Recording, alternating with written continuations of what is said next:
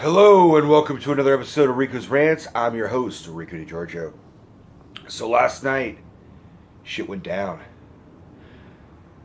I had a hell of a night. Hung out with someone. Had an interesting time, had a good time.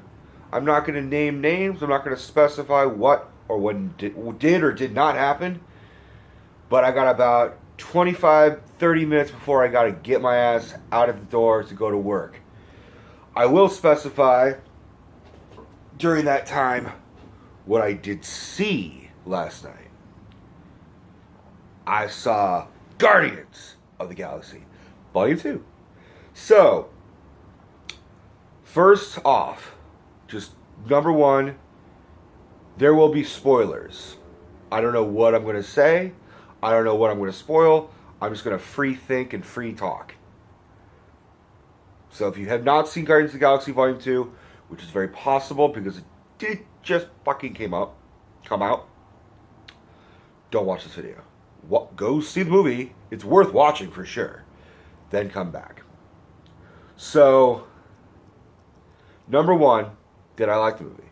I did. I really liked the movie. Did it wow me? Not really. It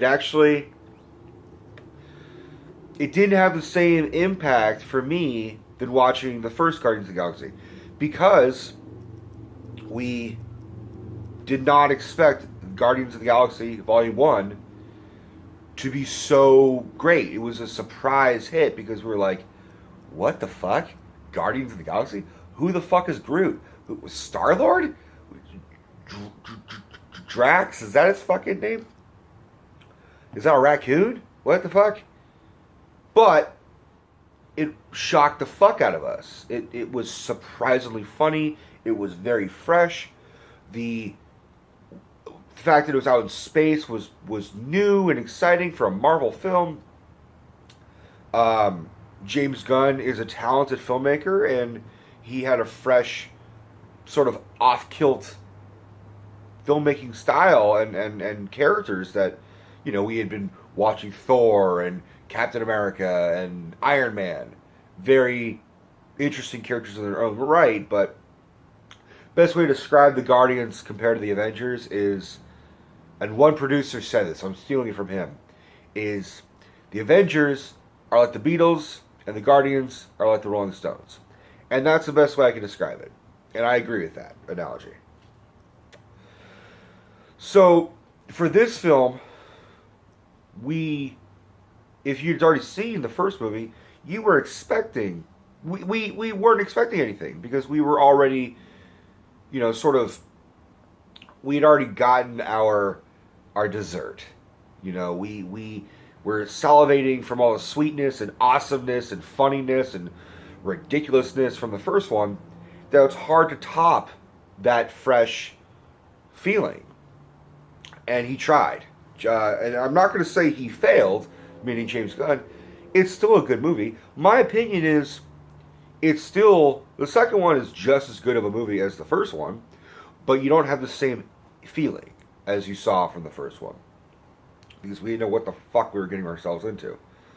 I think at this point we expected more, and like, we're sort of comparing James Gunn's film to James Gunn's other film, which, to be fair, is not fair. It's sort of like what we do with the Coen brothers. We are very critical if the Coen brothers have a bad movie, because they have made so many great movies. Same with Scorsese, same with Spielberg. They are knocking fucking movies out the ballpark, and they're usually 99% great. And they throw us this one, we're like, what the fuck? You got lazy, blah, blah, blah, blah. We're very harsh when they do a bad movie. This is not a bad movie. This is just... Okay, so, I mean, I sort of over-explained that a lot. So, quick... Again, spoilers, quick little plot explanation. It's about 6 months after the first Guardians of the Galaxy, which means, since they're out in space, time may be different than it is on Earth and in Asgard and for Thor world and shit. So I read that James Gunn stated that the Guardians movies, apart from the first one with the inclusion of Thanos, played by Josh Brolin, who is going to be the big bad of the MCU, who is the big bad of the MCU, he really all of his stuff, all his two films and potentially third one, are very left out of the Avengers timeline. Meaning, what he puts on screen doesn't necessarily impact the long haul of the MCU. It's not like you got to watch Thor to find out what happens in the next, upcoming movie. Like, you don't have to watch Age of Ultron for Captain America Civil War to make sense. You can watch Guardians of the Galaxy Volume 1 and 2 out of order, out of the long run order, and be fine. You don't need to know shit. You don't need to be like, who the fuck is that? Because as a comic book fan, I'm spending the time being like, who the fuck is that? Sylvester Stallone is in this movie. Yeah. So is Marcellus Wallace. Ving Rhames. Um, I won't spoil who they play. That's for you to go and do your homework on. But it was surprising, and I was with a couple friends, and we had a couple beers watching the movie, and as soon as Stallone came up, I had heard rumors that he was coming up, and I sort of was 50% sure he was going to come. I did not know he was going to be featured this heavily. Actually, he was in it more than I expected. But I looked at my friends, and I was like, what the fuck? And then when Marcellus Wallace came out, I was like, what in the fuck? And, what's her fucking name? She's a martial arts actress. She was in Crouching Tiger, Hidden Dragon. I can't remember her. She's in this. And I was just like, wow, they're just grabbing the most random people and putting them in this movie. And that's what this is. This movie's kind of random. But you know that just from watching the first one. So it's set 6 months after the first one. And the Guardians of the Galaxy, which they're now actually officially known, like they're now becoming more and more famous from the first film. They're sort of doing side missions, like mercenary missions for the Nova Corps. And at the same time, as a sort of pseudo side project, Star-Lord, played by Chris Pratt, is trying to find out who his father is. And he doesn't really have to look hard, because almost immediately, within 25-30 minutes of the film, we know who his father is. Spoiler again, his father is played by Kurt Russell. Now, the opening scene has the Marvelized younger version of Kurt Russell. Meaning, if you saw Ant-Man and you saw Captain America Civil War, Marvel has been doing this de-aging process where they take the actor and make them younger for a pivotal scene. And so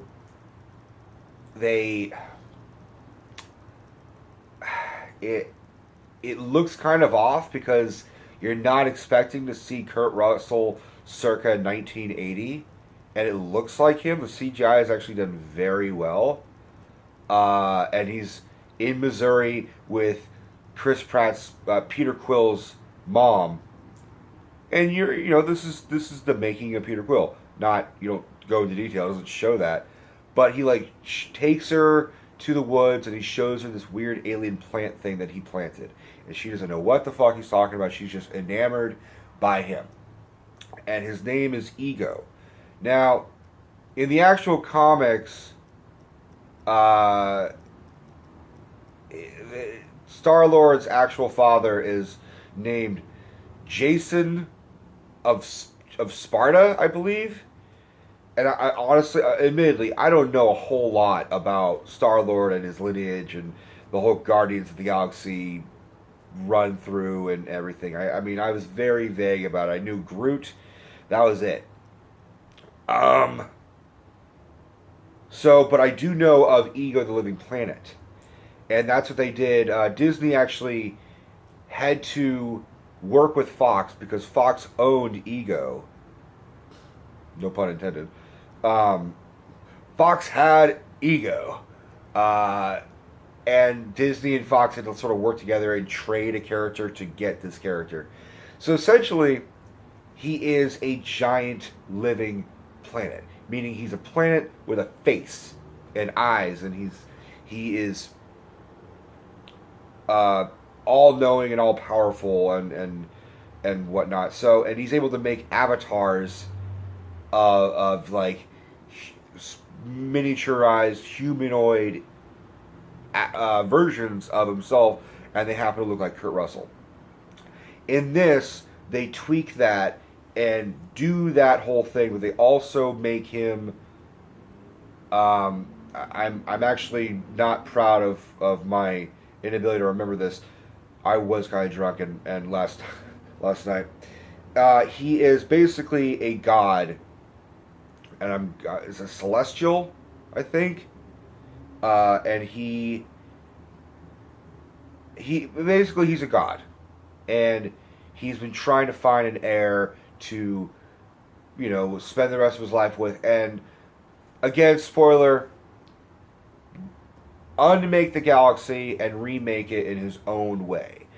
And immediately going into this film, as soon as you see Kurt Russell, you know that he is a villain. You know that he has a hidden agenda, and you know that there's something.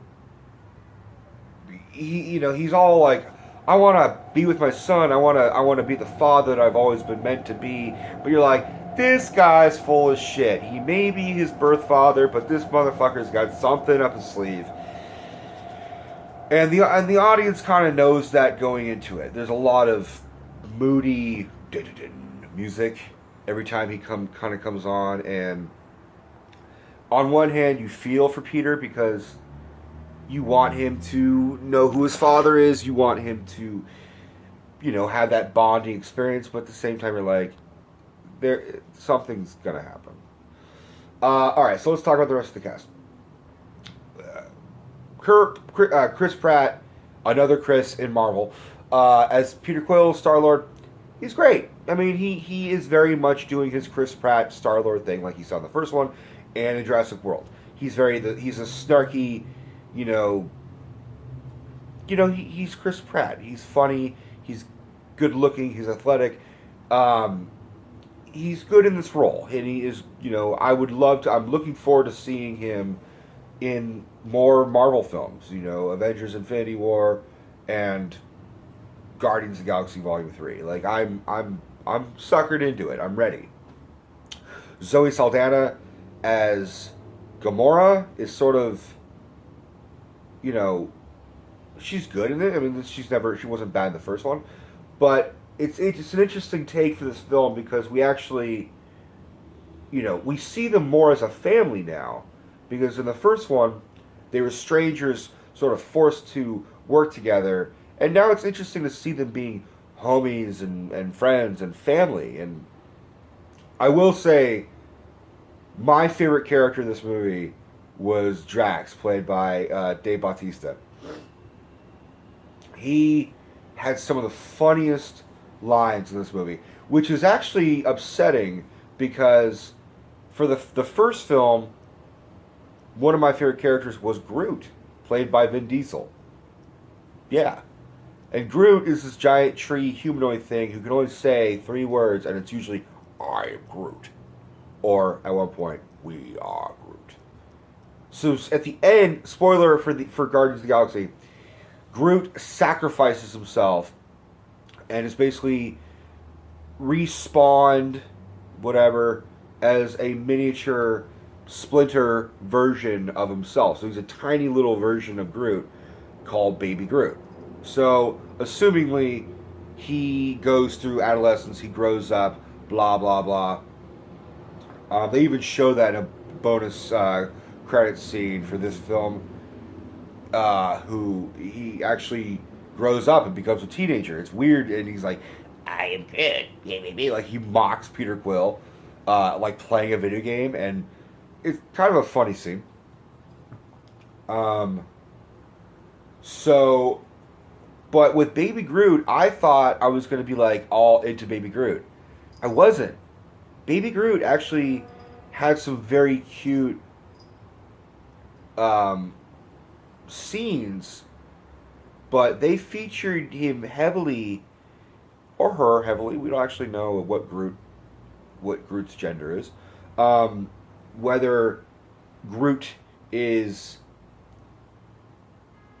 like there was more Groot in the campaign of like posters and trailers than there actually was of the film.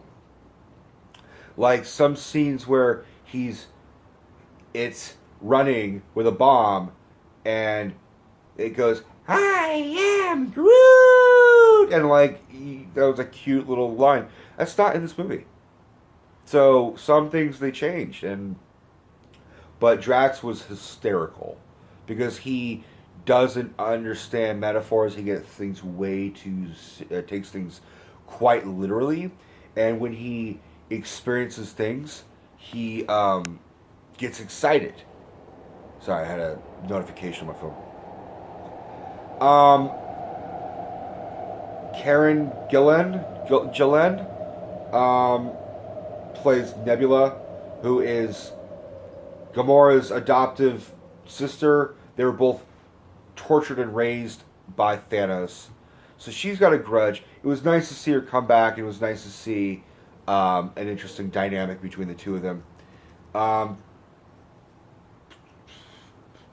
Rocket Raccoon, played by Bradley Cooper. I mean, he's funny. He's good in this. That's what I'm saying. There's no overall criticism. It's just it didn't have the same oomph that we got from the first movie. We're like, oh, wow. What the fuck? We were not expecting this shit.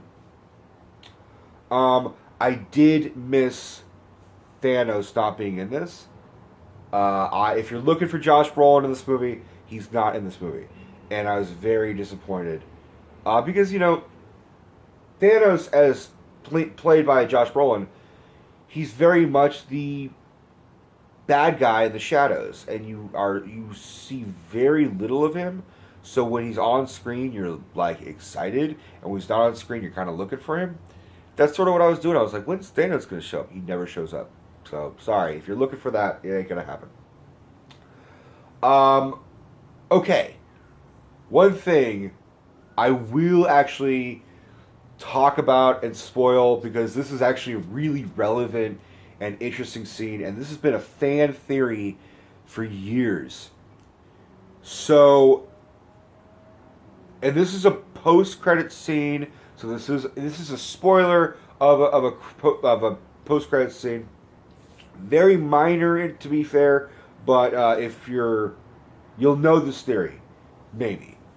So Stan Lee has a cameo because it's a Marvel film. He's supposed to have a cameo, and he is talking, and he's in a space outfit, and he's talking to these other alien creatures that look like they're the Watchers, essentially. And he looks like he's talking to them about his previous adventures in the Marvel universe. He's like, and then one time I was a FedEx delivery guy. True believers. And you could see the Watchers, which are like they oversee everything, are getting bored.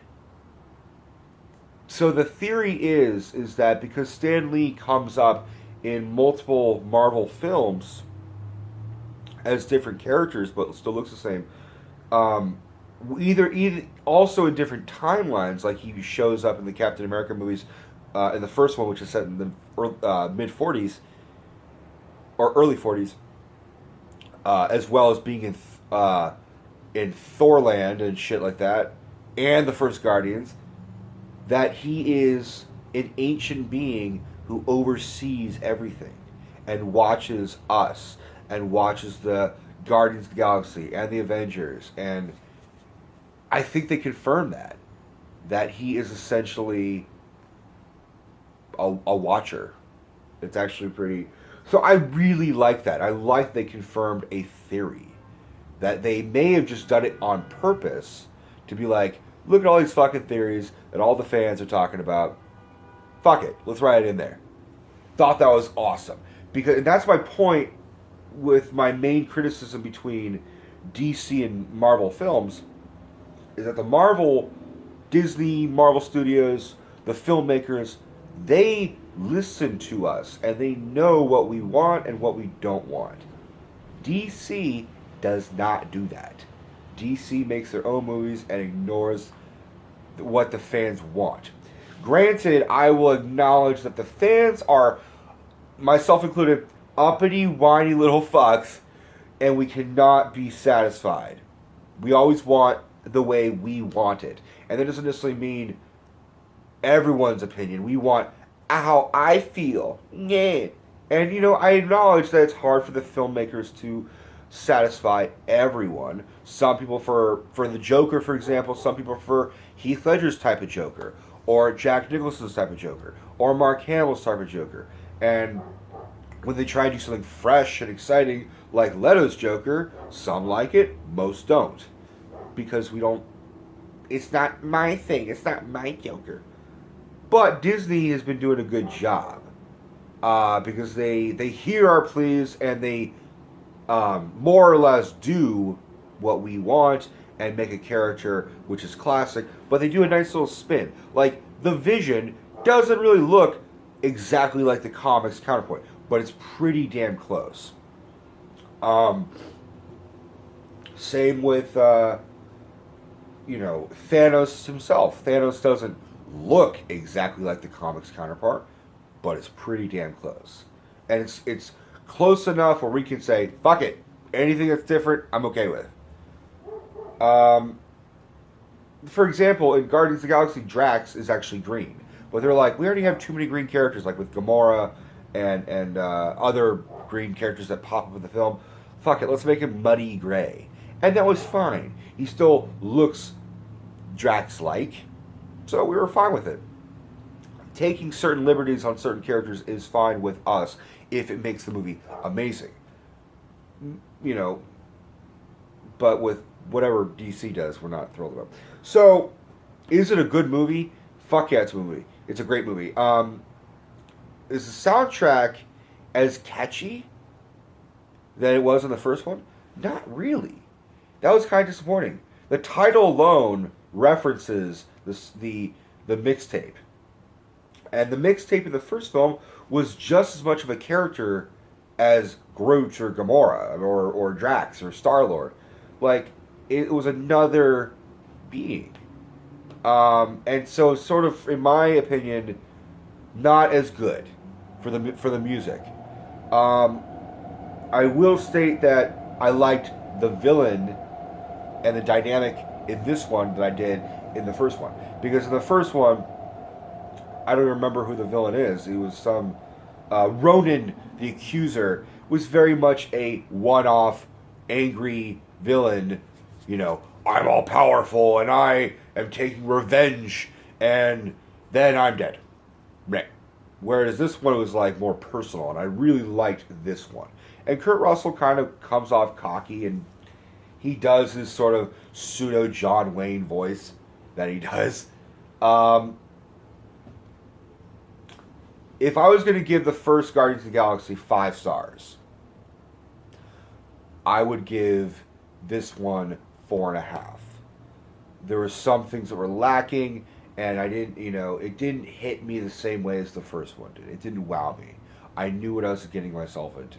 Granted, I had been drinking a little bit when I watched it, so I need to re-watch it again. I will probably drag my mother to go see it, because my mother is like, who? Who's Drax? But my mom also gets very excited, like, I love the movie. Did you understand it? No, but I love the movie. All right, Mom. So I'm going to end the video. I got to go to work soon. Don't forget to like, subscribe, and comment and share. And we are Groot. Bye, guys. Love you.